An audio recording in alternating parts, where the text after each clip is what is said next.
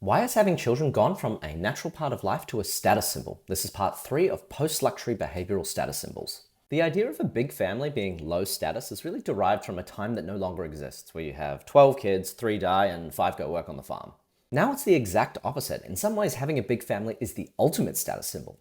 Of course, there are economic factors at play. The rising cost of living means you need to have significant financial stability going in just to live comfortably with children. That you have active support systems in family or paid childcare, or that you've accumulated enough career capital to take parental leave without getting screwed by it. It's also a flex to have children because it's a signal that you have confidence in the future despite the world around you being, well, not the best. But as with my piece on privacy, it's not just about having kids, it's about how you have kids. To what extent can you maintain your pre-parenthood lifestyle? Still meeting friends, still showing up at the club or events, not being tired all the time, and not constantly wearing clothes that have a little bit of puke on them. This goes back to the idea of time being a status symbol too. Are you able to take time for active parenting rather than just having to outsource everything? What's interesting here for brands is an expansion from the belief that eternal youth is the sole central desire for our society.